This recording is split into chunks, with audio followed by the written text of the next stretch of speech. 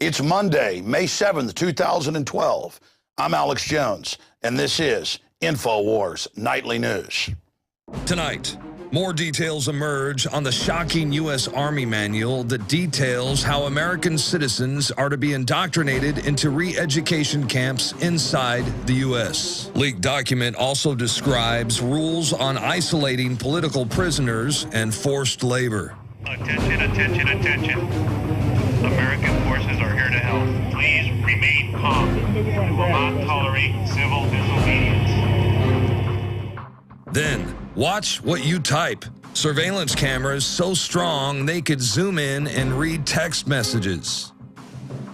Plus, Romney operatives caught handing out fake ballots in Nevada and Maine, and Asia Times journalist Pepe Escobar joins us via video Skype to talk about the new socialist president of France and how a new Putin presidential term throws NATO's plans into disarray. All that and more next on the Infowars Nightly News.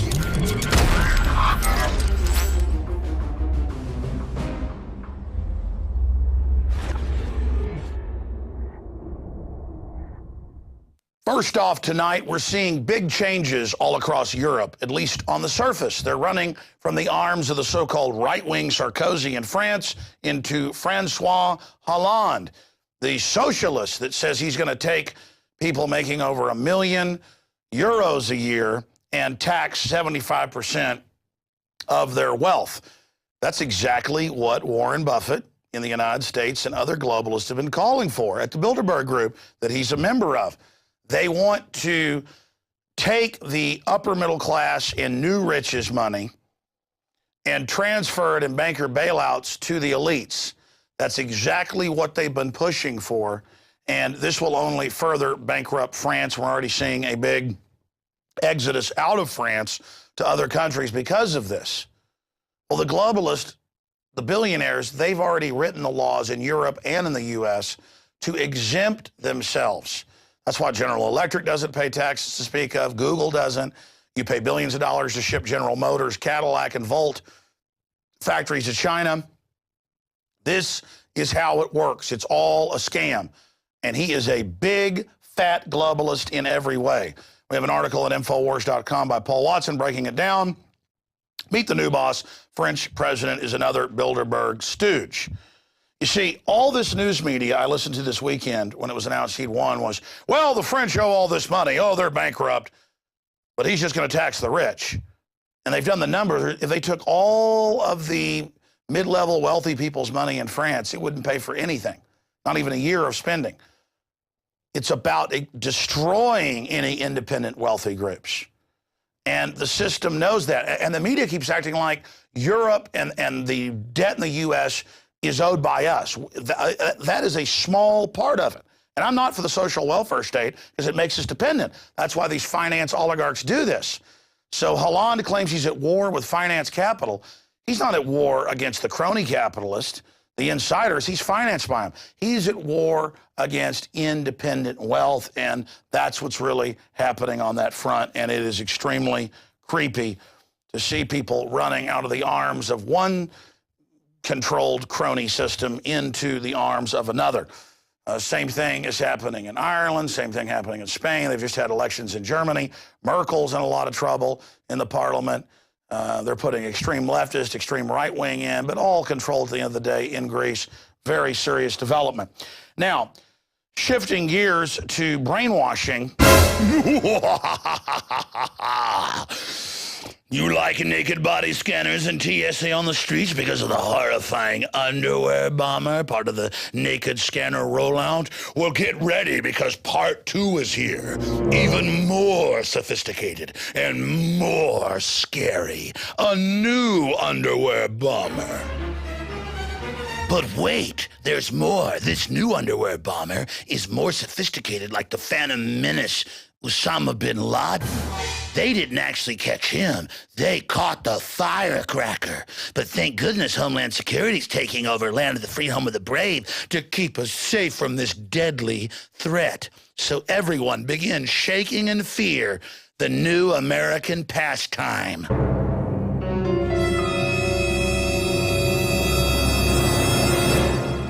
You've seen all this hype about how Al-Qaeda's been defeated, the new enemies, the American people. Thank God for Homeland Security, intensifying the takeover and giving themselves no-bid contracts.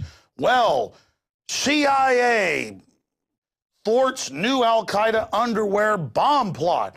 They say that was just as sophisticated and deadly as the last. Seen the thing that wouldn't even explode, that the drugged idiot had in his pants, and that witnesses saw the U.S. government get him on the plane.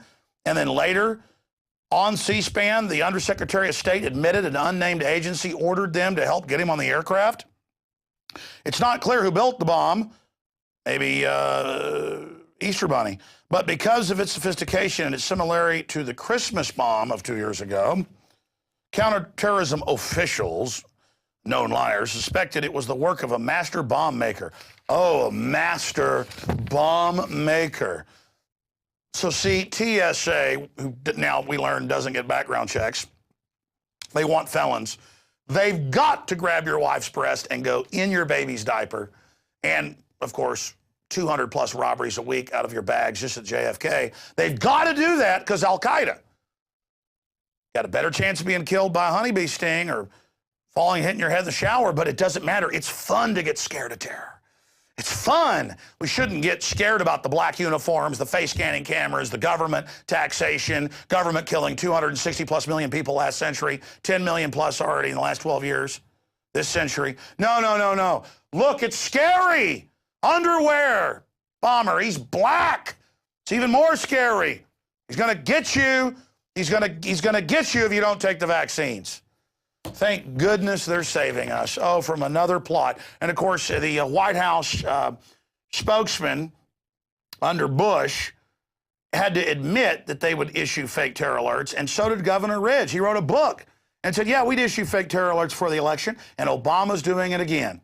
The AP learned that the thwarted plot last week, but agreed the White House's CIA request to not publish it immediately because the sensitive intelligence operation was still underway. Oh, the White House didn't want to spike the ball, like Obama said when they killed the Loch Ness Monster. I mean, no, they threw him in the ocean with the Loch Ness Monster. Bin Laden a year ago, and other fables about Rumpelstiltskin. This time now, they waited because of the sensitive nature. It's scary. Scary sometimes. Thank goodness all over Texas where I live, TSA is now running warrantless checkpoints. Because, I mean, Al-Qaeda could be anywhere. We've got to have random checkpoints because bombers wouldn't just pull into a checkpoint and blow people up. No. Look, oh my gosh, land of the free, home of the brave. Just get rid of it. Get rid of all my freedom. It's scary. Shifting gears, since we broke that news last week of the declassified Army document for re-education camps for political dissidents inside America, we've had a chance to really go over the 327-page document with a fine-tooth comb, and it's got slave labor in it for U.S. citizens and processing us with our Social Security numbers into the slave camp. This is just, oh, well, par for the course now. You know, the CIA director says they're operating domestically, which is illegal, and they're spying on the American people through their iPhones and other devices without warrants, but that's okay. Now we're going to be taken to the re-education camp. So yesterday it's the TSA groping your children and your wife, and now the system is coming after us physically to throw us in the re-education camps. But first they'll collapse society. They admit part of it will be economic inside the re-education camp. You know, people will be there as refugees, but they'll also be the political area where you're actually locked up as prisoners. I think that's pretty darn important. Speaking of re-education camps, the military itself is under incredible brainwashing and manipulation and is finally starting to wake up per capita more than any other group. We have another report here out of WorldNet Daily reporting on a purchase bid put out by DARPA, where DARPA is saying they'll give people incredible investment of hundreds of millions of dollars, basically, if people can bring them proposals for super high-tech chips to be implanted into the troops. And I've actually talked to military, including people in my family. The military is already getting chips in the officer class and others, and that is classified.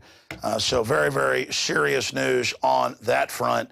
We certainly are in a 21st century technocracy that's being established. And here's another report from the Daily Mail that integrates into the microchip report. All over the U.S. and British news, they tell you every day, hey, you are being watched. You know, better watch what you have to say. And here's the headline: watch what you type. Surveillance cameras so strong they can zoom in and read text messages. Well, the government's already reading people's text messages illegally, and it's amazing.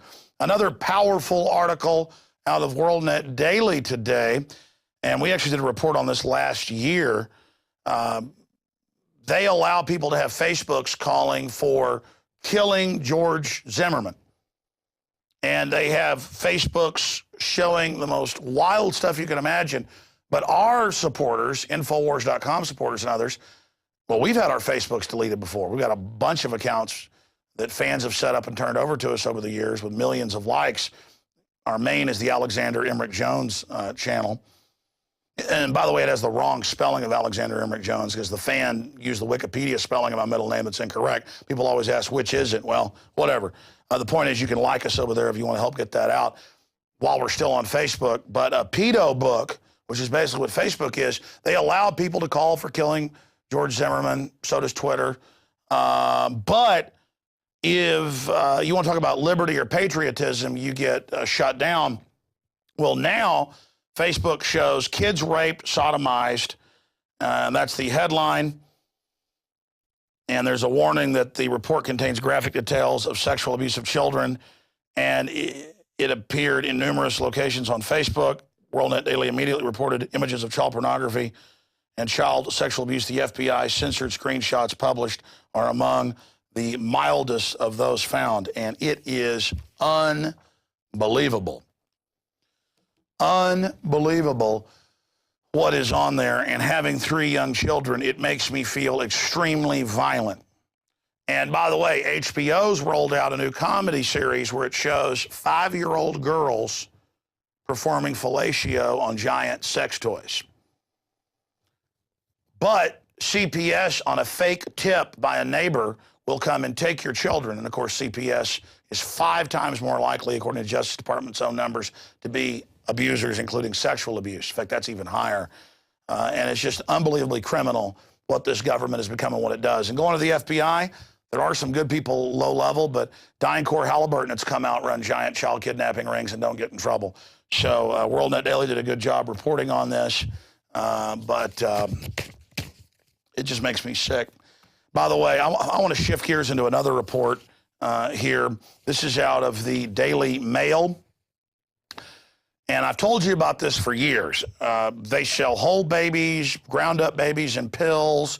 A lot of the top cosmetic makers are getting melted down babies. You know, PepsiCo has admitted that they use fetal tissue in their flavoring. And federal regulators have ruled that shareholders can't stop that or demand that that stops. So this is like the golden child or something, where the devil's trying to get the golden child to, you know, eat something unclean. I mean, this is really evil. Thousands of pills filled with powdered human baby flesh discovered by customs officials in South Korea. You know, if we buy slave goods from China, we then get deindustrialized. And if we have 52 million abortions in this country since Roe v. Wade, we then become garbage as well. When you treat human life like garbage, there is a quick slide to the bottom. And all of the blessings of liberty go out the window. We are a rotten, decadent society, and the corrupt are feeding off those of us that still produce and still work hard. But undoubtedly, this society is going to go through some very tumultuous times in a series of collapses before people finally get their morality back. But it's going to take desperate self-preservation for people to understand that every ancient society went through these decadent cycles, and that's why morals were then brought in and promoted. And then the country or the nation state becomes incredibly profitable and powerful again, and then people become decadent slobs, and the cycle continues. The next article is from Infowars.com. Romney operatives caught handing out fake ballots in Nevada and Maine. Attempts to divide and disrupt official Ron Paul delegate slates. Romney sends in lawyer that stole election for Bush in 2000. So there is all sorts of chicanery going on, and the media is going to spin this that Ron Paul's trying to steal with the delegates, the popular vote. Listen, Ron Paul won Iowa. That's now been admitted. He won Maine. That's been admitted. They've basically admitted he won Nevada and other areas. They stole the early states so they could say he wasn't a front runner and have shoved Romney in there. So I think it's great that Ron Paul is going to disrupt the convention and go in there and try to inject some sanity. But we've got the video in the article. It's pretty amazing to watch the footage of all of this. Now, we've warned you about this over and over again. So right now, I want to go to a clip of candidate Obama 4 years ago saying to the San Francisco Chronicle on video, we're going to bankrupt coal. Now, remember, that's all cute when you're trending and stuff until you realize that that's 51% of our power. And when you understand China builds 3 a week, we don't get 3 new ones a year. And then you understand that General Electric and others are exempt from the rules because they wrote the new regulations. Congress said we're not going to pass a law. You can't do this. Obama said, I don't care. I'll launch wars if I want, and I'll shut down power plants. They've told us we're going to have a 80% increase stepped up over the next 2 years of our power bills in Austin. And they said it's for the earth. No, it's for the bankers. It's just a corporate tax. There's more than one way to tax you. These bankers, these globalists get your money directly through government scams. And here's the headline: sky-high electric bills, courtesy of Obama's EPA war on coal, and it has already begun. Here's a quote: under my plan on cap and trade system, electricity rates would necessarily skyrocket, candidate Barack Obama. Here's another one of his quotes from the San Francisco Chronicle. So if somebody wants to build a coal power plant, they can. It's just that it will bankrupt them because they are going to be charged a huge sum for all that greenhouse gas they are emitting. Oh, really? Carbon dioxide? Nothing comes out of the new plants but carbon dioxide and water vapor. They're not worried about Fukushima still melting down or GMO. No. Let's just shut down the power plants. Let's just shut down America. That's the globalist plan. Here's the clip. Obama hit struggling Americans with energy rate hikes. Following Barack Obama's vow to bankrupt the coal power industry, Americans are set to be hit with a wave of utility bill hikes as draconian EPA regulations drive up the cost of energy. So if somebody wants to build a coal power plant, they can. It's just that it will bankrupt them because they're going to be charged a huge sum for all that greenhouse gas that's being emitted.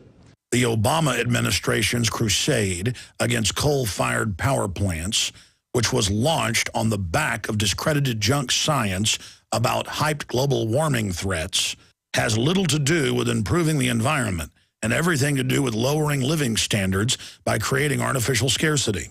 The EPA has now listed as harmful carbon dioxide that is part of the life cycle of the planet.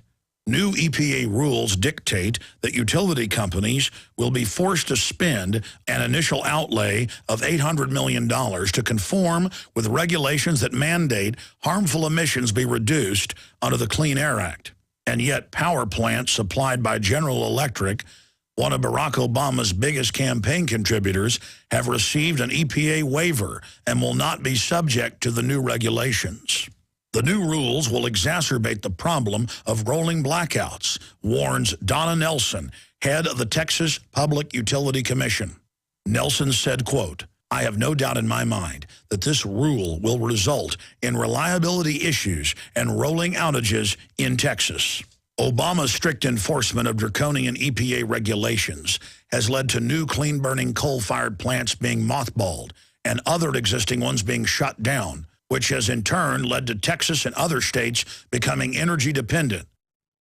All of this, of course, will lead to significantly higher utility bills for U.S. citizens who are being assaulted with more and more expenses, even as the threat of a double-dip recession lowers living standards. And that's a report we did, 8 months ago when we were first launching Infowars Nightly News.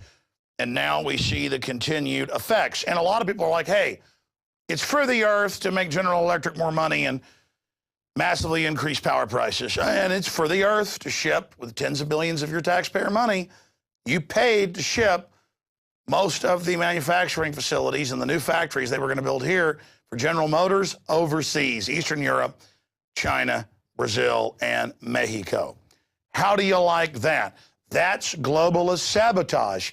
Thank you, New World Order, for all you do. And the sucker yuppies, they like it. They want to thank you for the increases in cancer and all the autism and everything else. They love you hurting them. Thank you, New World Order. What you're doing is so sweet and so wonderful. We're going to go to break here in a moment and come back with Rob Dew, our reporter, interviewing Pepe Escobar on Mr. Hollande, the new savior of France, who will make sure the taxes get raised to pay to the offshore bankers. So that is coming up. But I thought I'd give you a quote by another extremist, Mahatma Gandhi. To deprive a man of his natural liberty and to deny him the ordinary amenities of life is worse than starving the body. It is starvation of the soul, the dweller in the body. That's why the dungeon keeper globalist, everywhere they go, love abusing children, having giant prisons packed with people, solitary confinement, torture, and then factories. Those prisons are factories to release people that have been turned into criminals. But it's more importantly about carrying out that evil, enjoying that torture, that satisfaction that dark and wicked people get, that endless energy they have to commit crimes against humanity. And that's what we stand against. A great storm is coming. If you think the stuff you've seen is bad, it's just the forefront of it. The real center of it has not even gotten to us yet. The true maelstrom or squall. And we are facing a dark age. I mean, the language is imploding.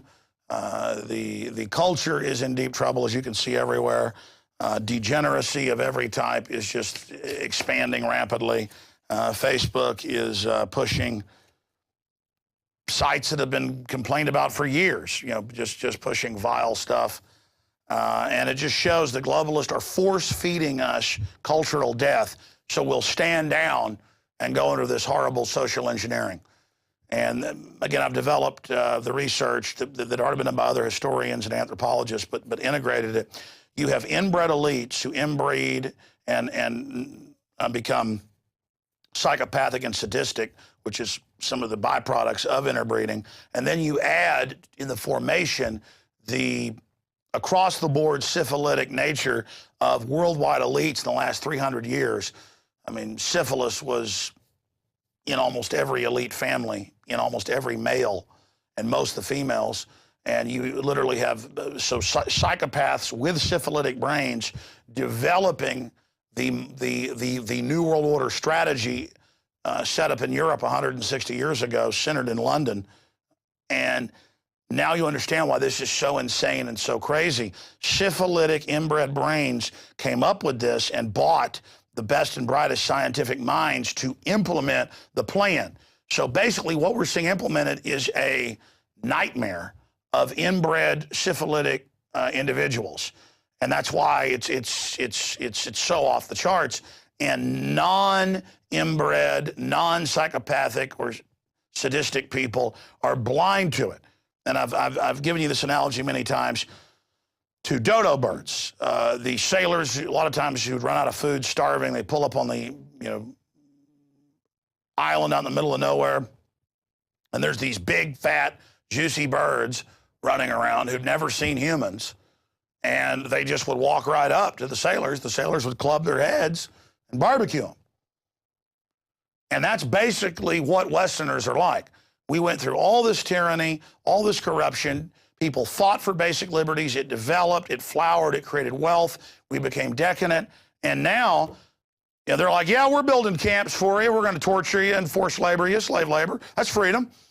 And yeah, we're watching you. And yeah, we're setting up checkpoints on the highways. And, oh, Alex, you think you won't fly to get away from TSA? They've announced they're in Dallas, Houston, San Antonio. They're coming here. And they're like, we're going to set up checkpoints. And if you go to a public event where you drive down the highway, we're going to pull you over. We're going to search your vehicle. And we're going to touch you. This is a sacrament to us. We're going to show you we rule. We're in control. And it's just old-fashioned. We're getting in your space. It's happening. And that's getting you ready to be arrested and put in the trucks. And they now admit that. And they'll do that after they blow up some stuff and pose as saviors. And, you know, I mean, that's down the road. They want to roll the camps out first as for the homeless people in the Depression, as we said they would. The Emergency Centers Establishment Act breaks that down. But all of you that think you're serving this and think it's cute, because I run into yuppies that go, so what if all that's going on? I'm having a good time. You think you're getting ahead? No, you're not. You have turned your back on humanity. You are the manifestation of a rotting, imploding society. Attention, attention. American forces are here to help. Remain calm. We will not tolerate civil disobedience. Before we go to break, it's gut check time. I told you that they were developing a secret program to arrest political dissidents in this country. They were training the military and police for urban warfare and pacification of the citizens and takeover of government. I've been telling you this for 15 of my 17 years on air. I learned about this when I got on air because police and military contacted me who were patriots and said, do you know this is going on? Now, all of it is out in the open. But none of it is breaking through and becoming a mainstream media issue. We need to force this information out because there's an acceleration, the likes of which I've never seen, in the buildup towards implementation of what you will call, or what I would call, a hot martial law. We've been in the beginning stages, the Cold War buildup of this giant system. But if I had a graph here in front of me to dead reckon it going back to the mid-1990s and this covert program of military behind the scenes with police and surveillance and all this, it was down here slowly growing, okay? And you get up to 2001, it starts skyrocketing, and now the graph goes about 300 feet in the air. You know, the last 15 years or so, it only goes a few feet and starts going up. And now it's just like a rocket. So they're accelerating this, pouring billions a month into it, getting the prison guards ready. The purchase orders are all public. And it's the same plan they hatched in the 80s to arrest political dissidents and put them in camps. And now we learn it's re-education of conservatives, libertarians, patriots, people that don't want world government. But it'll be across the board, anti-war activists, you name it. So here is a clip from Rex 84 section in Police State 4, total enslavement, with Oliver North being questioned about it in Iran-Contra. Up on screen are photocopies of the Miami Herald, and this goes back into the 1980s when they had congressional hearings dealing with shadow government and martial law. There's the headline, The Secret Government. And it talks about secret summits, a plan to take over the government. And it shows the people that were in charge of the continuity of government, Dick Cheney and others. And then we have a congressional hearing where we have Congressman Jack Brooks and others during Iran-Contra bringing up the secret plans, and they're told by Congressman Inouye that that can't be discussed. It's a national security issue. In the 1980s, the concentration camp program got a big boost. Colonel North, in your work at the NSC, were you not assigned at one time to work on plans for the continuity of government in the event of a major disaster? Mr. Chairman. I believe that question touches upon a highly sensitive and classified area, so may I request that you not touch upon that, sir. I was particularly concerned, Mr. Chairman, because I read in Miami papers and several others that there had been a plan developed by that same agency, a contingency plan in the event of emergency that would suspend the American Constitution. And I was deeply concerned about it and wondered if that was the area in which he had worked. I believe that it was. May I most respectfully request that that matter not be touched upon at this stage. If we wish to get into this, I'm certain arrangements can be made for an executive session. And tragically, the only member who got close was Jack Brooks, and he was stopped by the chairman. But the truth of the matter is that, yes, you do have those standby provisions, and the plans are there, and the statutory emergency plans are there, whereby you could, in the name of stopping terrorism, apprehend, invoke the military, and arrest Americans. So when we see the new documents coming out about re-education, torture, slave labor, that is unprecedented. But it's all part of a system whose roots are more than, well, 3 decades old. And it's time for people to realize we're in grave danger. We always knew this takeover would happen during a controlled economic collapse, the verge of new giant wars. Now is the time to get this information out, because if we expose it, they're not going to be able to roll it out later when they stage the crisis. I mean, they talk about how they're going to suppress people speaking out politically in the camps and how dangerous it is for us to speak out. Use the power of free speech we have now while we still have the internet. They got the cybersecurity takeover of the web, all this unfolding right now. They're moving on every front to clamp down right now because they know we have power. They know we're aware of their criminal activities. They know that we're waking up. If we didn't have power, they wouldn't be trying to set all this up. We have a chance to turn this back. Most of the military I talk to is awake. Most of the police I talk to are awake or waking up. That is encouraging, but that only means the globalists are going to accelerate their timetable. Next up, we have 2 FEMA camps from Police State 4. We also cover FEMA camp admissions for anybody out there who is in denial about this. But not only are the camps now admitted, these are re-education camps where they torture you and use you as slave labor. I want to be clear about the slave labor part. In 1986, under Rex 84, they opened 12 secret Army camps to test if they could keep them secret while they held federal. Now they hold state prisoners as well. Federal prisoners would then be given a few years off their sentence if they agreed to not tell family about it and to go to the labor camps. It is a labor camp. And under the revised military rules, it allows any U.S. citizens to be put in it under forced labor. Here is the Civilian Inmate Labor Camp Program, Army Regulation 210-35. It's exactly 30 pages long. I suggest you Google Civilian Inmate Labor Camp Program. Even if you don't have a computer, go to the library. This is important. Now, this is the big piece of news.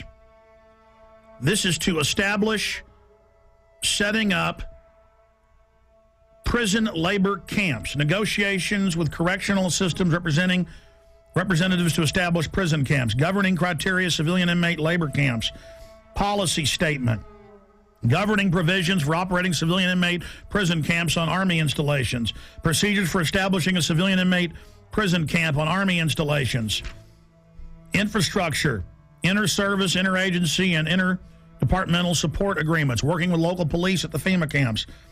In 2002, I published my book, Descent into Tyranny. I've been covering it since '97 when it was declassified, but I put it in my book, Descent into Tyranny. This sucker was set up in 1986 at 12 camps. It's since doubled to 24. And from 86 to 97, secretly at labor camps, U.S. citizens, non-military prisoners were worked on FEMA camps. Now, this was beta testing. They would tell them, you'll be given leniency and only serve half your sentence if you agree to labor. The minute you don't, you'll be sent back on these military bases, but you can't tell anybody national security. See, they were testing, can we keep camps secret from local police or get them to work with us? Can we keep camps secret from the media? So for 11 years, they kept this sucker secret. Reagan, Bush, Clinton. And then Clinton declassifies it and says it's a good thing in '97, and they double the number.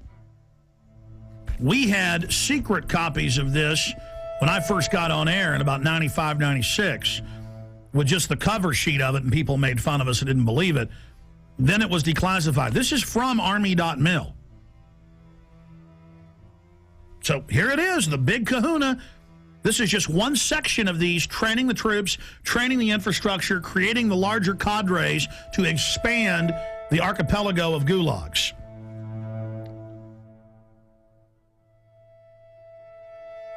New legislation authorizes FEMA camps in the United States. And it says 6 major camps across the country with hundreds of sub-region camps. Now, if you watch my films and read the documents we put out, that's exactly what we said the camps are and how they operate, because we reverse engineered all this. The camps are already built. It's when they want to openly announce they're doing it that they then pass a law. And they say, oh, all these shut down military bases that they've been keeping refurbished and putting barbed wire facing in and putting in showers and bunks, and we knew that those were to be the FEMA camps, because in the FEMA documents and the congressional leaks and from people that worked at the camps, we knew, and we would list the camps. Then we noticed when it was declassified in 97 that the very camps that had been, quote, decommissioned under the base closure, because they'd said back in the 80s under Rex 84 they were going to use the camps in Congress. So we said, you want to know where the camps are? They're old military bases, and they're old POW camps from Italians, Germans, and Japanese. Now, here's some more clips of the police and military doing checkpoints around the country to condition the public for military occupation, which the Stars and Stripes and Army Times admits is now being established to suppress the American people, along with their pot-bellied shock troops, the TSA. Whether it's terrorism, riots, or any major disaster, local agencies will be the first to respond. That's why Roanoke City wants its disaster training to be as real as possible. Jeremy Butterfield has more.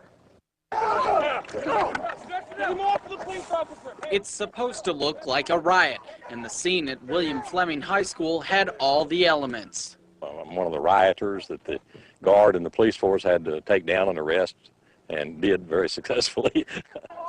In this scenario, everyone has a role to play. The rioters were ready to fight back as Roanoke Police, Roanoke Fire, local National Guard troops, and members of the Virginia Defense Force secured perimeters and moved in to make the arrests. Prior to 9/11, these organizations couldn't communicate and did not work together. They worked to support each other, but not together. And with the recent events of the last 3 to 5 years, we've become very good at working together, which is very important. You bet. Now, we played the clip earlier of you on a local news station talking about Army checkpoints. The governor found out, thanks to you and others, and canceled it. Can you just, in a nutshell, tell us exactly, specifically what was going on? Yes, I can. First of all, I have got to check. Now, I don't have concrete facts, but I don't think the military has, first of all, any jurisdiction to be checking seatbelts.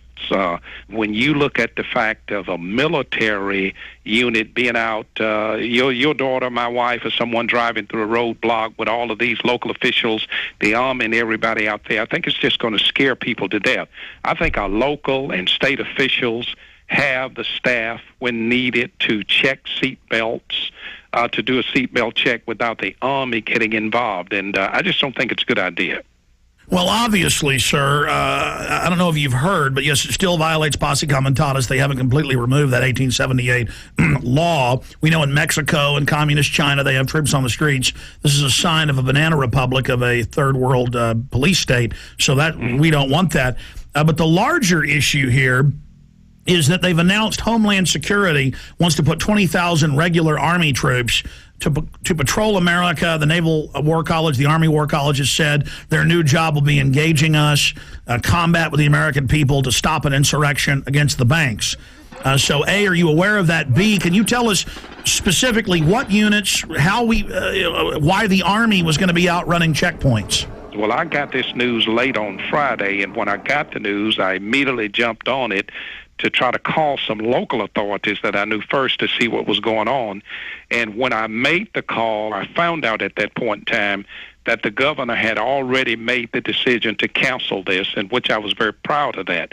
But I am not aware of Homeland Security doing this. I did hear that they would be involved in this roadblock issue on last Friday.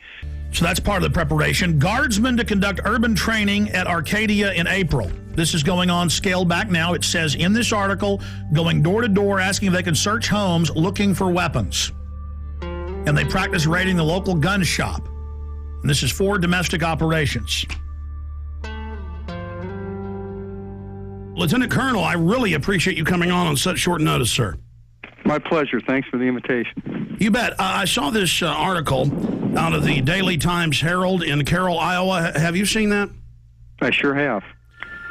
And it's telling us about an urban warfare drill to be held in several towns. Can you tell us about that?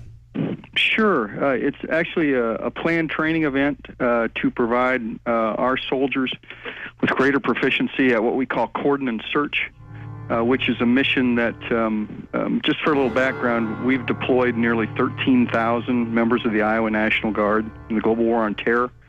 And the vast majority of those have been in Iraq and Afghanistan. And one of the missions that they perform in Iraq and Afghanistan on multiple occasions is coordinate search, where basically you are trying to get to an area, coordinate off to make sure everything's safe, and then actually search for caches of weapons or other kinds of contraband which could harm American forces and other like Fallujah, what we saw in Fallujah. Mm-hmm. Correct. Exactly. So because of where we're located in Iowa, there are no active duty bases in Iowa, so we kind of have to create our own urban training environments. So the plan on this particular training event was to actually use a small town of about 450 people. The town has actually kind of adopted the unit, which is called Company A, 1st Battalion, 168th Infantry, and they were more than willing to participate in the exercise.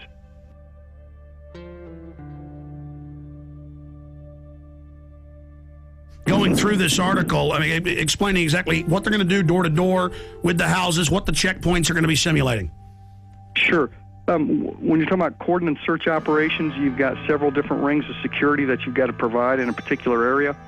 And then it's important that people are treated respectfully as you go house to house, as you're looking for certain items, particularly in our experience in Afghanistan and Iraq, looking for weapon caches, whether those have AK-47s, RPGs, rocket-propelled grenades, that is, any kind of ammunition or any kind of improvised explosive devices, et cetera, et cetera. And our job, when we go on a coordinate search, is to locate those kinds of items. And then there might also be persons of interest that we're interested in that coalition forces want to talk to or apprehend. Well, let's just boil it down to this. I have video of Army and Marines with role players screaming, "I'm an American, please don't put me in the camp," and the military trying to confiscate their firearms. I mean, certainly you've heard the Army Times and the new directive from Secretary of Defense Robert Gates that they will use the National Guard under federal control for civil insurrection. Are you saying you're not aware of that?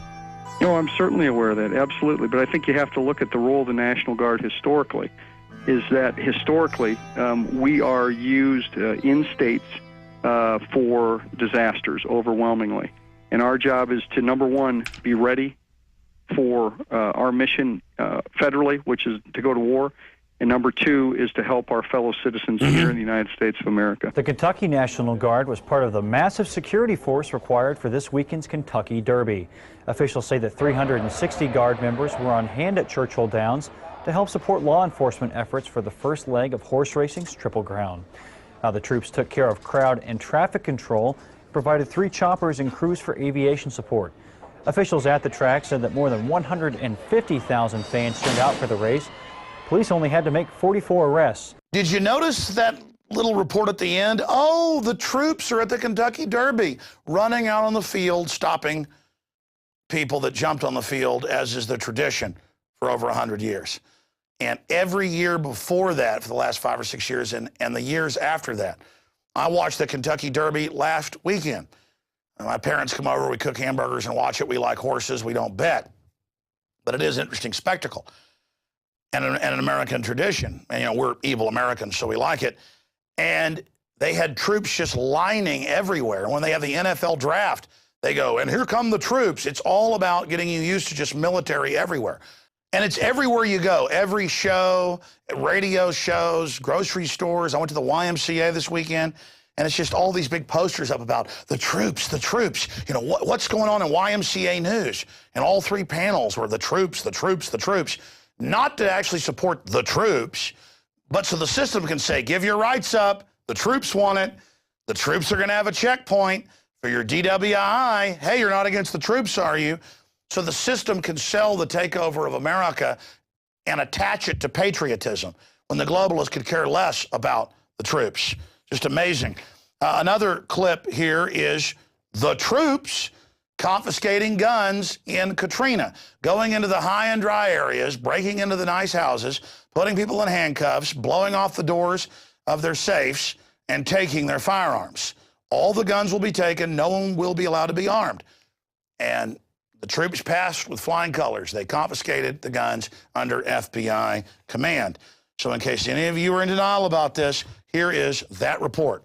And then we have the first time the Army got called into New Orleans, going to the high and dry areas with the police and FBI. All the weapons will be taken. No one will be allowed to be armed. And then putting people in handcuffs that had guns, taking their guns. Today in New Orleans, they got a lot tougher on the holdouts. Police department, everyone home! Not only the flooded areas, but New Orleans' driest and wealthiest neighborhoods, too. Police department! The police and National Guard going street by street, house to house. We need to make sure, too, that whenever we knock on doors, people refuse to leave. We need to make note, call it in. They say there are no orders to use force, just strong persuasion, sometimes entering open houses with guns drawn, and instructions to disarm anyone inside. You say guns will be taken? No one will be able to be armed. We will take all weapons. That happened today in this wealthy neighborhood where homeowners had armed themselves to protect their mansions. Residents were handcuffed on the ground. In the end, police took their weapons but let them stay in their homes.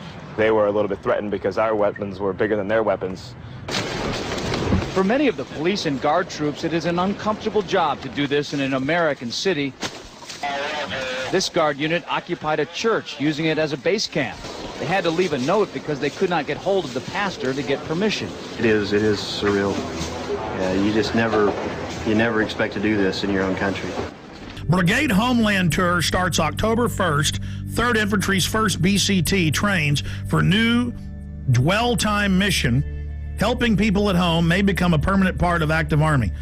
And then you read this, the Washington Post reported it, everybody else did. It says, for riot control and civil unrest during a collapse of society. Then the Army War College came out a month later and said, yes, we're preparing to engage the American people. So there's that going on.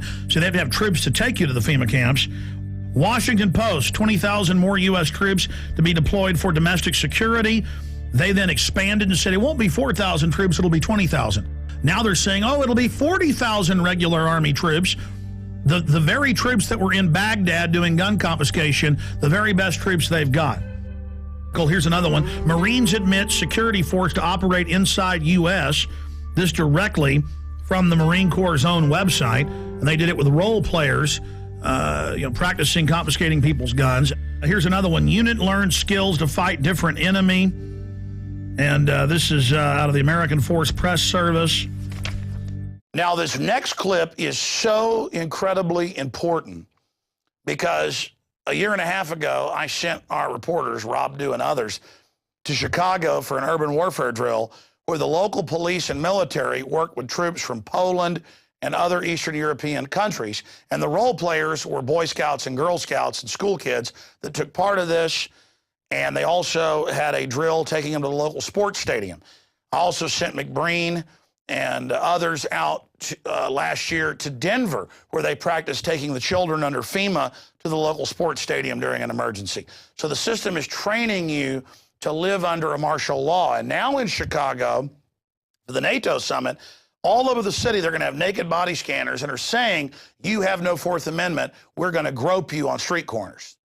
Again, they use all these special events. Now when there's a parade, they say they're going to grope people. Or when you try to go to a high school football game or high school proms, they have TSA groping or TSA trained people.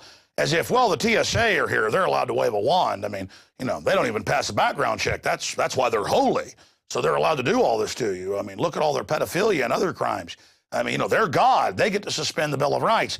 That's what's happening here. So here we have a clip of the troops training to pacify the American people, foreign troops. Here it is. I'm Captain Joe Bright. I'm the program manager for the SURF-P program for the Illinois National Guard. I'm here with Major Lejak from the Polish Epidemiological Response Center of the Polish Armed Forces.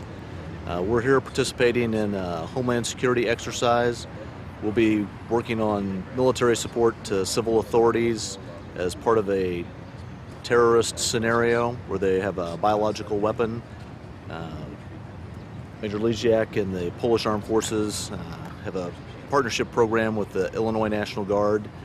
We do cooperative training and exercises, and it's been very beneficial to both of our services in helping us develop our capabilities. The exercise today and what you'd expect to see will be some terrorist scenarios in which there are multiple casualties. We'll have search and extraction team that will be extracting casualties from different facilities. Those personnel that are extracted would be contaminated, potentially with a biohazard. So we'll have a mass casualty decontamination team that will decontaminate them, and then we have a medical triage and treatment team that will provide medical care to them before they're moved by ambulance, if necessary, to a hospital or other type of long-term care facility.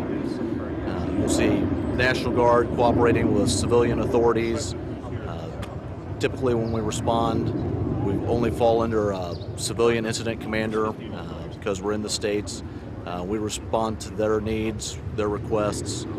We're basically a force provider and bring specific skills to the table to assist local law enforcement and civil authorities in providing the services and protection to the people in their areas.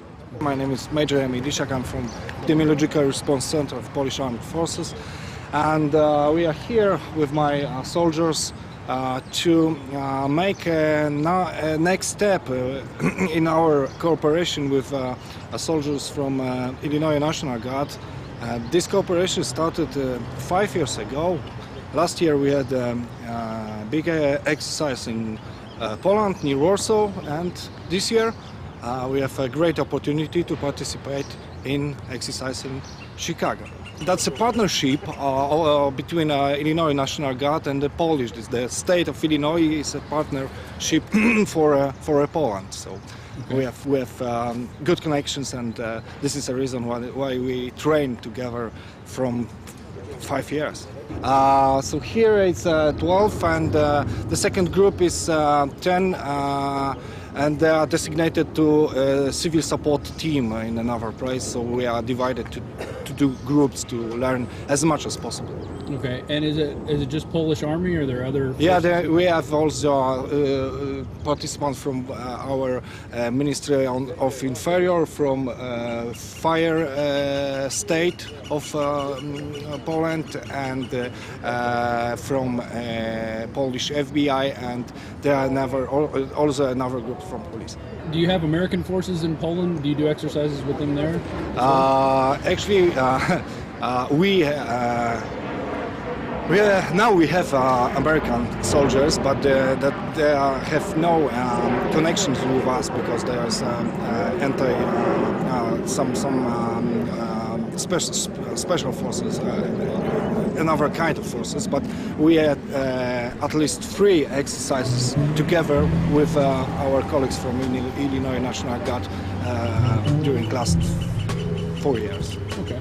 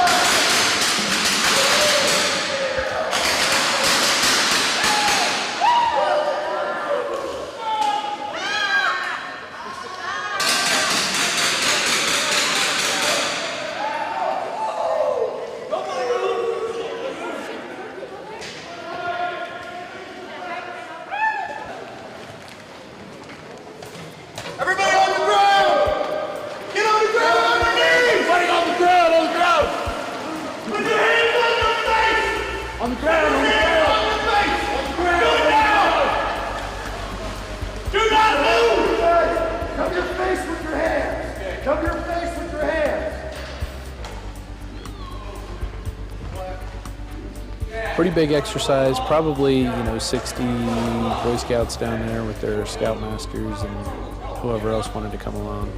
Notice they have him lying face down in the anthrax powder. It's a very real-life situation. Everyone lie down in the anthrax powder, and then we're going to move you. Hostages, you are expendable. Please put your face directly in the powder. All right. Yeah, all of a sudden the Polish BOA is participating in this exercise, which they didn't mention at all before that. It was just they're here to observe, they're here to observe. Hey, it's BOA. Bureau of Operational Anti-Terrorism is what I think it stands for. So I don't know, this was a hard one to swallow, watching these guys training with the Boy Scouts. It definitely looks like acclimation. Then you've got, you know, Boy Scouts, which are kind of your perceived civil leaders in the community, being trained, you know, this is what it's like to be a hostage. This is what it's like to be a prisoner, you know. Well, and really, if you think about it, the Eastern Bloc countries are probably used to situations that are somewhat like this. But who is this acclimation for? Is it for the Polish? Is it for Americans to get used to foreign voices telling them what to do? You saw the end of that report, didn't you? The Boy Scouts training to take on disgruntled veterans. In case you're in denial, all over this country, they're training the Explorer Scouts to take on the American people, right out of Nazi Germany, right out of Soviet Russia. This is classic authoritarianism being set up in this country, and it's being done because criminals have hijacked the nation. You ignore this information at your intense peril. As for me, I want liberty. And I am standing up against this. And I'm not standing up against it in some futile effort. I've studied history. We have a good chance of beating this if you get involved and get aggressive in the info war, decrying this police state and this militarization of our country and pointing out that it's authoritarianism and it's not being done to keep you safe. That's why we've got to expose the fact that almost all terror is government-sponsored and staged so they can pose as our saviors. We'll be right back. Speaking of saviors, the new French president. Stay with us. Have you been to InfoWarsShop.com lately? Express your inner patriot with these brand new InfoWars t-shirts. Say it loud with the InfoWars Bullhorn shirt. Or educate the sheeple with the Bill of Rights shirt. Grope the public's mind with the TSA shirt. And with this shirt, you can let the dark side know of the Rebel Alliance's power. All available at InfoWarsShop.com. Sick of the globalist eugenicist control freaks adding poison to your water and laughing as you get sick and die? Start purifying your water with ProPure. My friends, I've done a lot of research, and the best gravity filter out there, bar none, is ProPure, and it's available discounted at Infowars.com. Its filters are silver impregnated to prevent bacterial growth. There's no priming required. It's NSF 42 certified. Optional fluoride filters can reduce fluoride up to 95%. Easy to set up and use. Doesn't require electricity. Purify water from lakes, streams, ponds, and wells. This filter system leaves in beneficial minerals, which is key. Save money by not buying bottled water and avoid BPA that leaches from the plastic. ProPure is the best gravity-fed filter out there. It's what my family uses. Infowars.com already has the lowest price on ProPure. But if you add the promo code WATER at checkout, you get an additional 10% off at Infowars.com. You can also call to order 888-253-3139. And we are back. It's Infowars Nightly News. I'm your host, Rob Dew. Thanks to Alex for doing the news portion of today's show. And I am here, sitting right next to me on the other side of the world, on 12 hours away, is Pepe Escobar, who's a correspondent and reporter for the Asia Times. And we just had a great conversation talking about France, which we're going to get into. But hey, Pepe, how's it going? How's it going, Rob? Thanks for having me. Oh, it's going great. Had a very interesting weekend with France having a new election. But let's get into what we were going to talk about. When I talked to you last week, you sent me an email and you said, let's talk about Baghdad, the Baghdad meeting in Iran, the NATO summit in Chicago, Putin in Russia, and the rise of the BRIC countries. You said it's all interconnected. Tell us how it's interconnected. Okay. That's a lot of stuff. Can you give me 4 hours? Yeah. Look, okay, let's start with the Baghdad meeting because What happened in Istanbul was more or less setting the stage for the next meeting in Baghdad between Iran and the 5 permanent members of the Security Council plus Germany. There is a very strong possibility of a deal.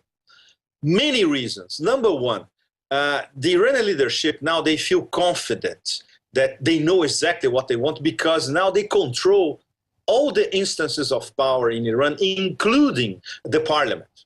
So Ayatollah Khamenei, who dictates Iranian nuclear policy, this has nothing to do with the presidency. It's always very important to remember that. The guys who are following his instructions, they feel much more relaxed. And European diplomats who were present at this first meeting in Istanbul say, look, there's a significant change of attitude now. I think both parties now, we feel that we could talk and there is the possibility of a deal.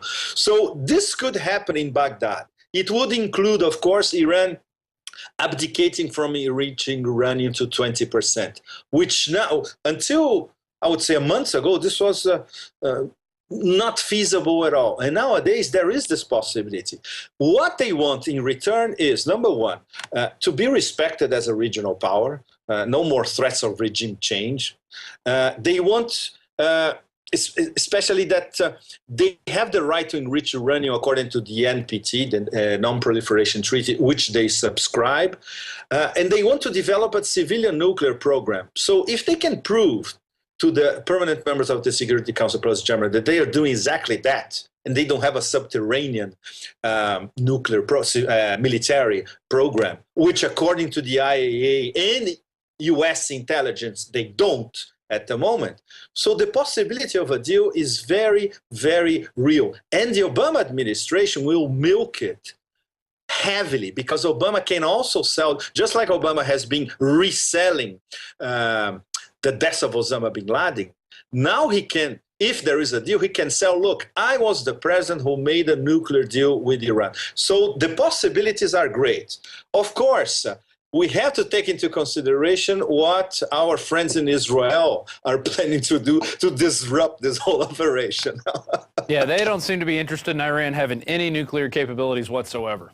Exactly. And of course, considering that their rationale for the past few years, in fact, is that Iran is an existential threat to Israel. It's not. It never was. And even the former chief of Mossad has been saying that publicly. No, it's not. And they don't have a nuclear program. They are not an existential threat. So what is it?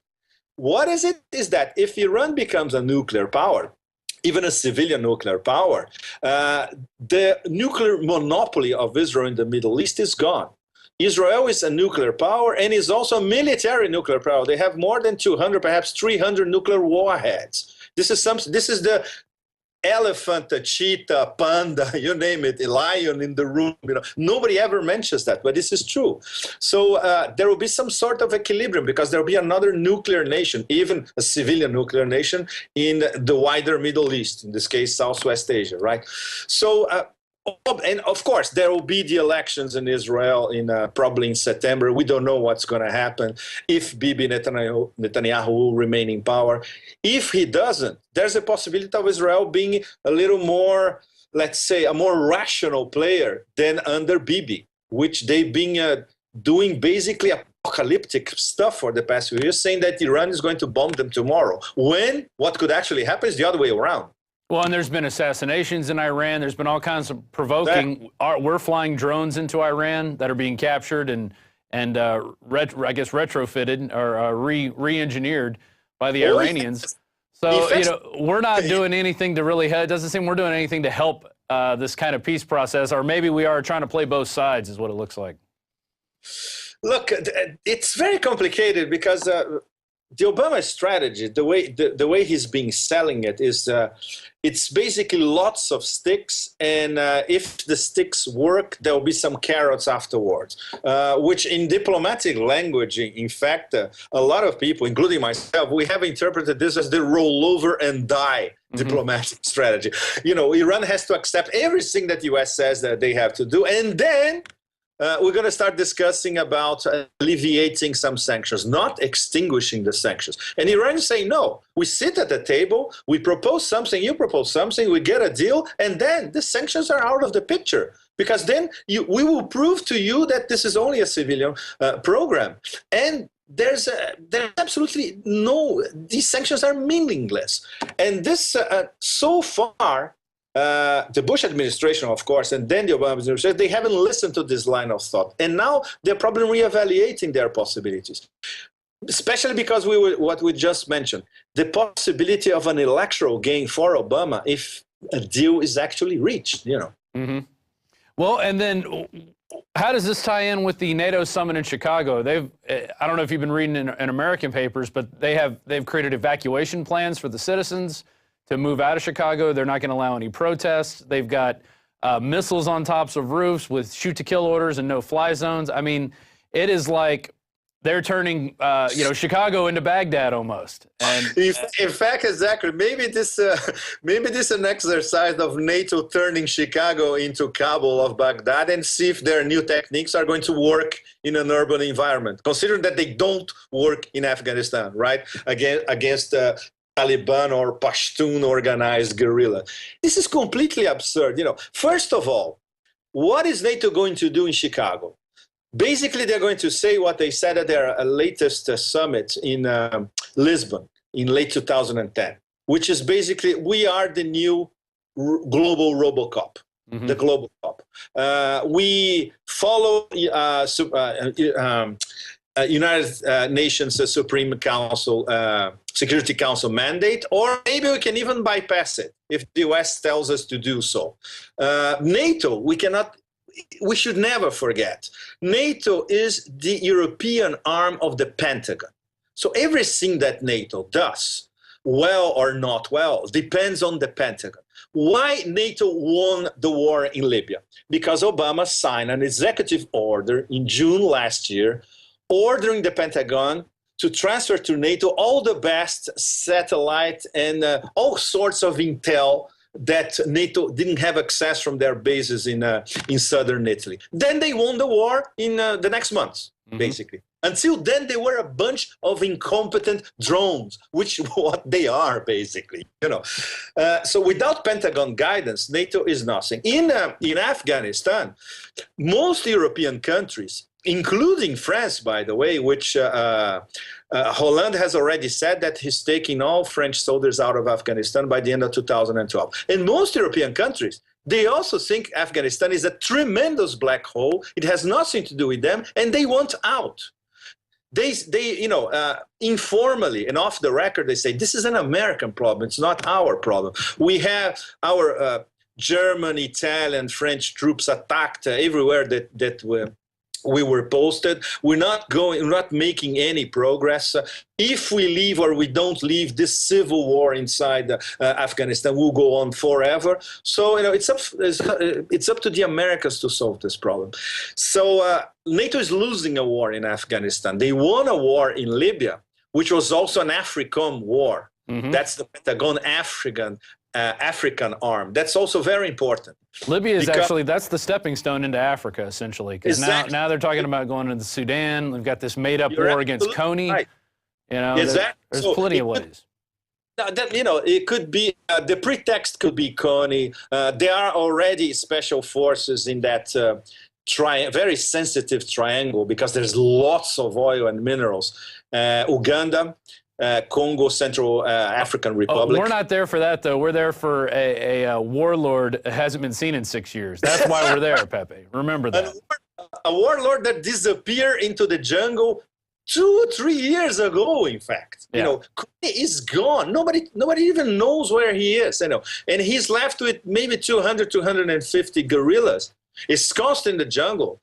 They don't have access to weapons for that matter. So this thing is over. It's practically over.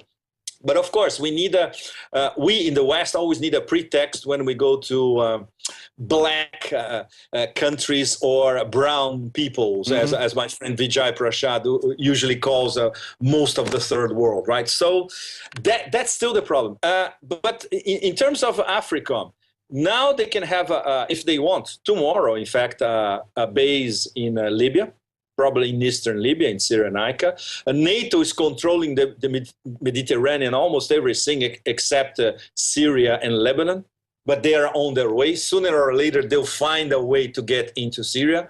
Not now, because they are trying to sabotage the Kofi Annan plan. So it's going to take a few more weeks or months, But then if this thing doesn't work, NATO will find a way to get into Syria. So NATO is, for all practical purposes, the global police. It started in Yugoslavia, went to Afghanistan, Libya, and via African, which is married to NATO in a sense because they share the Mediterranean. They will be in Central Africa soon in large numbers. So this is what they'll be talking about in Chicago. And expect these lofty declarations by NATO Secretary General Rasmussen, which is an absolutely lousy Danish politician, mediocre. His limelight was to become Secretary General of NATO. And the Russians, very, very important. There is a mechanism inside NATO called the NATO-Russia Council. They meet periodically, and obviously they clash because the Russians say, look, when are you going to stop trying to invade our borders or to put missiles in Georgia or in the Ukraine or whatever? So, but at least they're still discussing. Russia won't be in Chicago. This is not a very good sign. Why? Among other reasons, because NATO is going to discuss the expansion of the missile defense system. And this means missiles in Turkey, which is part of NATO, the eastern arm of NATO. Possibilities of Georgia getting even more integrated into NATO. NATO troops are in Georgia all the time. I was discussing this with the Georgian last week, in fact. So for all practical purposes, Georgia is already attached, is a kind of annex to NATO. And the Russians are fuming. And guess who's back in town as president as of today, Monday? Vladimir Putin, which, as we all remember, destroyed any possibility of Georgia becoming an actual part of NATO in that 2008 war. We all remember that. All right. So Putin against NATO is going to be something really, really hardcore to watch over the next few months. And supposing that Obama is reelected, over the next 2 or 3 years as well. If we have Mitt Romney as president, then the clash between NATO and Russia will be so blatant, considering that many of Romney's advisors still refer to Russia as the Soviet Union. so we all know what could happen afterwards. Well, and as long as they keep the specter of Al-Qaeda alive, and in every one of those cases you mentioned with NATO going in, they always were going in and using Al-Qaeda as the pretext to start these wars. They would send those guys in, start up a bunch of trouble, and then go in as under the guise of humanitarian aid and just start wiping people out and bombing people with depleted uranium. And exactly. And Al-Qaeda nowadays, in practice, according to our best sources in Pakistan, there are no more than 60 or 7 Al-Qaeda trainers. And they're not even in Afghanistan anymore. So there are no Al-Qaedas left in Afghanistan. They are all in the Waziristans, north and south. So for all practical purposes, what the Bush administration used to say, we are involved in a global war on terror against terrorists. This is over. Yeah. It was never a global network of terrorists. It was always a small group of maximum 200 or 300. And nowadays there are 50 or 60. And they have simply no capability to mount anything. No, not even starting with the region, with the confluence between Central Asia and South Asia, Southwest Asia, the Middle East, not to mention the West or the United States. So this is complete bullshit. Totally, I agree. And what happens is anytime, NATO needs something to go bully up another country they want to invade, they send that Al-Qaeda troop or contingent in there, they back them, they supply them with weapons, and they call it peace.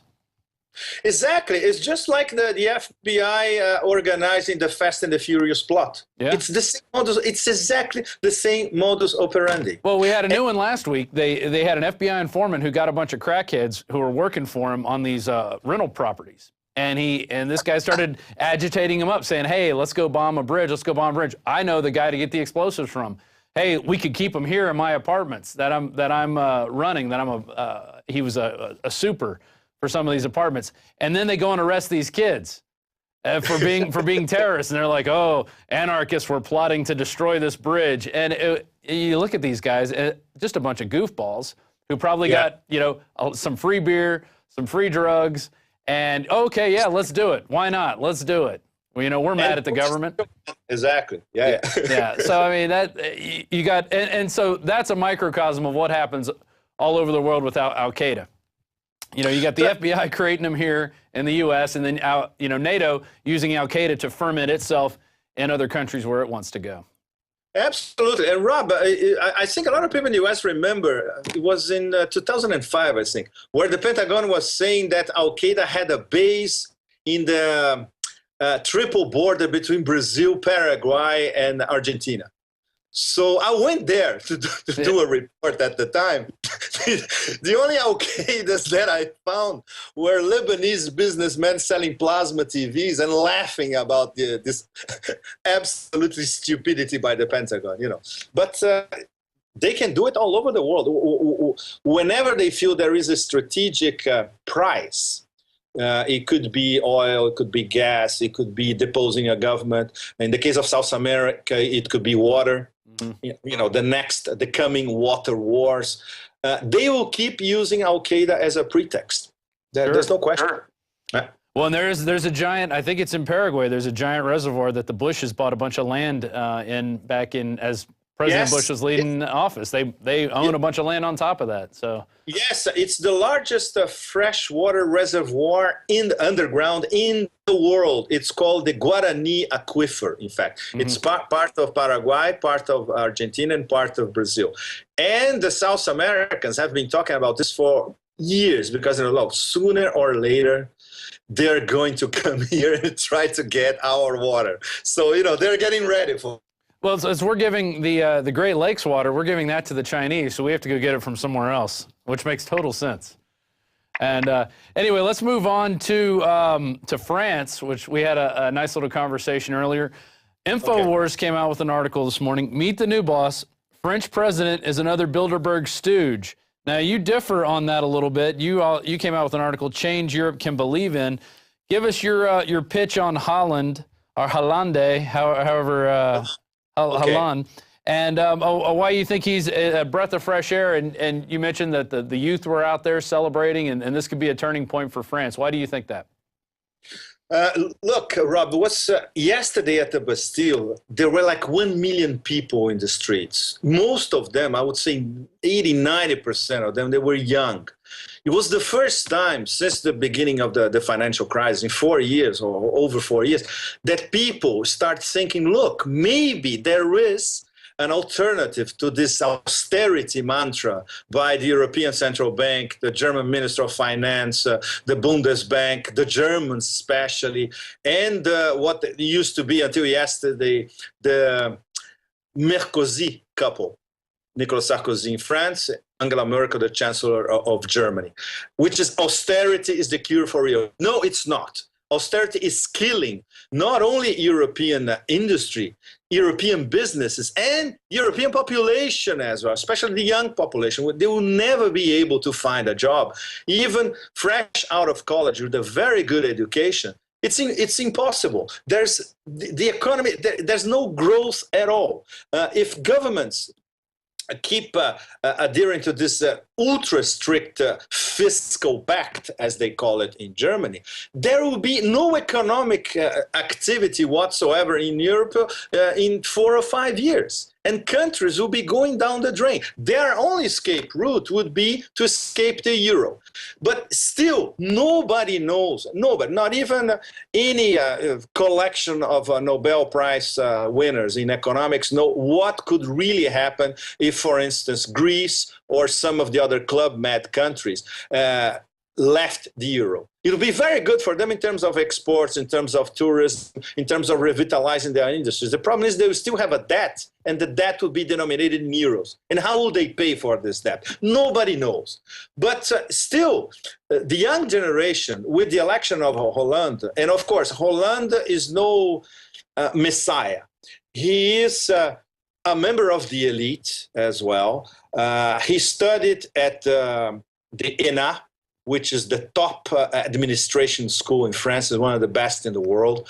He was an economics professor at Sciences Po in Paris, which is one of the best political science faculties in the world as well. So he is a member of the elite, and he rose through the ranks of the Socialist Party, which nowadays it's more or less neoliberal, not as hardcore as Merkozy, but it's with a tinge of social democracy, meaning we need more social justice in Europe. We don't want to replicate the American model, which for most Europeans is too wild and it's pitiless. In Europe, unlike the US, in Europe, there is a social safety net. The welfare state still works in most of these countries.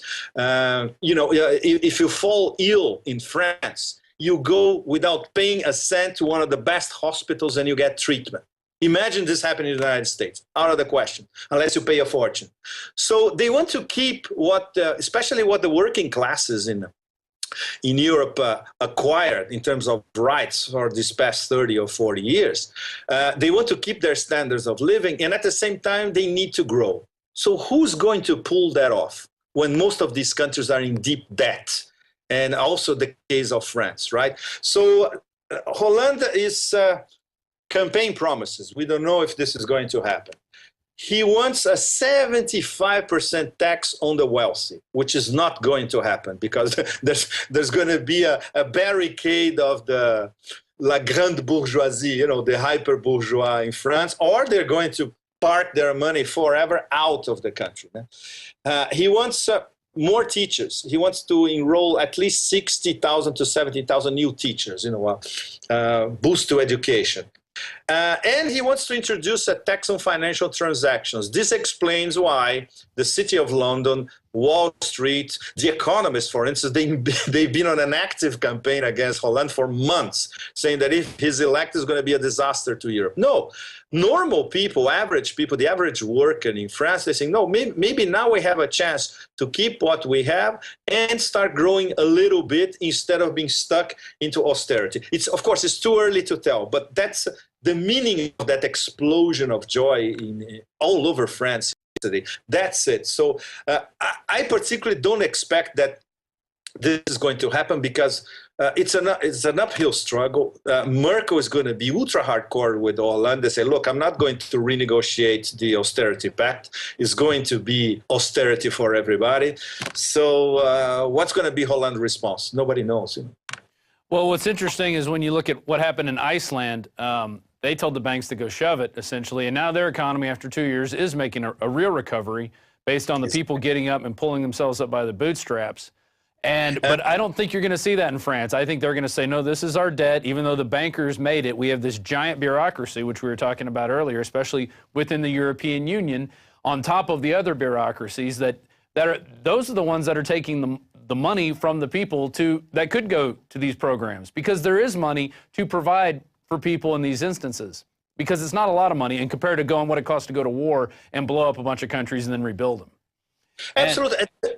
And Rob, the money is there, but the problem is the money is with the banks and with the 0.1% of the European elite, which is all of them are in the financial market as well. The problem is the money is not trickling down to productive investment. So even some people inside the European Central Bank and even the former Goldman Sachs bureaucrats who are running the whole machinery now in Europe, including in Italy, they're saying, okay, we need an austerity pact, but we also need a growth pact.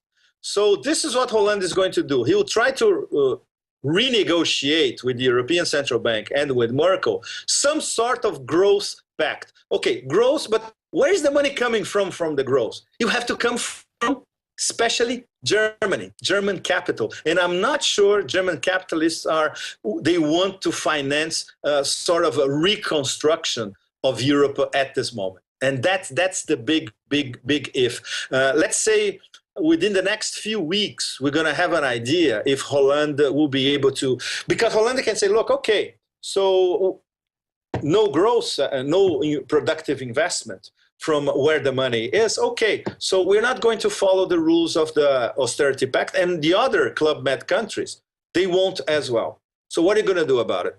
So he has some margin of maneuver, you know. Well, after reading Paul Joseph Watson's articles, because I admit I didn't know a lot about Hollande. You know, he's got him supporting the euro. He was a former aide to Francois Mitterrand, who was a Mason, and he's part of the establishment.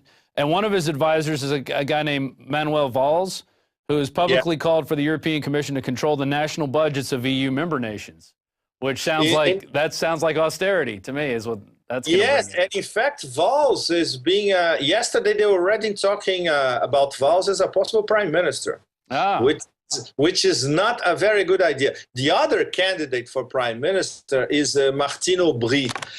This lady is, let's say, she's more of a true European socialist, social democrat, you know, and she is against hardcore neoliberalism, unlike Valls. So that's another thing to watch. Who Holland is going to choose as his prime minister is going to tell us half the story on how he's going to deal with the Germans and with the European Central Bank especially.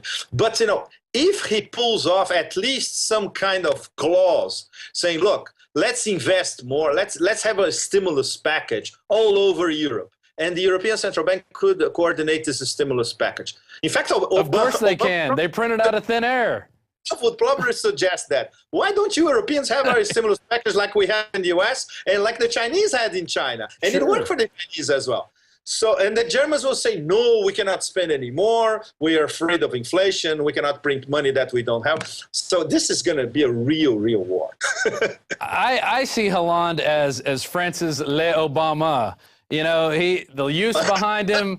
Oh, it's going to be great. We're all going to get free stuff. And when it comes down to it, that doesn't really happen. The only free stuff are the people who work in government and who are sucking off the system. And I don't see them doing anything for the people. That's my personal opinion. You know, you differed a little bit, but we'll see. We'll see what happens. I mean, it's interesting to see how these things happen and how people are duped. I mean, our country was duped into believing Obama was going to be real change. He's financed by Goldman Sachs. He does banker bailouts. You know, he starts more wars. You know, he's supposed to be a peace president. Now he's supposedly getting out of Afghanistan. We'll see if that really happens. We're never going to leave Iraq. That's never going to happen. And by the way, Rob, the U.S. will never leave Afghanistan either. Huh? Don't forget that 2,000 U.S. troops will remain in Afghanistan after 2014 and keeping 3 strategic bases. Right. Kandahar, Shindand near the Iranian border, and Bagram, which is huge. It's enormous. You know, it's like it's bigger than JFK and O'Hare put together. Well, one thing what we have to do though in Afghanistan, that's all part of the bringing heroin to the rest of the world project. That's part of our aid to the rest of the world. We all know how that works. Junkies of the world unite. Exactly. There it is. Le Obama. Pepe, it's been great talking with you. Thanks for staying up with us late, and we sure do appreciate it. Thanks for bringing us all the information, the behind the scenes of what's going on in Asia and all things in between. It's Pepe Escobar. Thank you very much. Anytime, Rob. Thank you. All right.